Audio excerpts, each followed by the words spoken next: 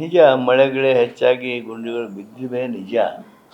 ಆದರೆ ಈಗಾಗಲೇ ನಮ್ಮ ಬ್ಯಾಂಗ್ಳೂರು ಇನ್ಚಾರ್ಜ್ ಮಂತ್ರಿಗಳಾಗಿರ್ತಕ್ಕಂಥ ಉಪಮುಖ್ಯಮಂತ್ರಿಗಳು ಸ್ಪಷ್ಟಗೊಳಿಸಿದ್ದಾರೆ.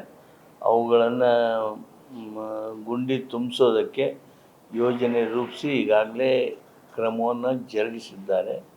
ಬಹುಬೇಗ ಆ ಸ್ಥಿತಿ ಬದಲಾವಣೆ ಆಗ್ತದೆ, ಸುಧಾರಣೆ ಆಗ್ತದೆ ಅಂತೇಳಿ ಭಾವಿಸ್ತೇನೆ. ಅಲ್ಲ, ನೀವು ನೋಡ್ರಿ, ನಮ್ಮ ಜೊತೆಗೆ ಅಡ್ಡಾಡ್ತೀರಿ, ಎಲ್ಲಿಂದ ಎಲ್ಲಿಗೆ ಹೋಗ್ಬೇಕಾದ್ರೆ ಗುಂಡಿಯಿಂದ ನಿಮ್ಗೆ ತಡ ಆಯ್ತಾನೋ ಎಲ್ಲರ? ಅಲ್ಲ, let us be very frank. ಟ್ರಾಫಿಕ್ದು ಸಮಸ್ಯೆ ಸಲುವಾಗಿ ಲೇಟ್ ಆಗಿದೆ ಅಂತಂದ್ರೆ ಒಪ್ಕೋತೀವಿ. ಆದರೆ ಗುಂಡಿಗಳನ್ನು ಮುಚ್ಚಬೇಕಾಗಿದ್ದು, ಅವನ್ನ ದುರಸ್ತಿ ಮಾಡಬೇಕಾಗಿದ್ದು ಸರ್ಕಾರದ ಕೆಲಸ, ಕಾರ್ಪೊರೇಷನ್ನ ಕೆಲಸ. ಆ ಕೆಲಸ ಮಾಡ್ತಾಯಿದ್ದೀವಿ.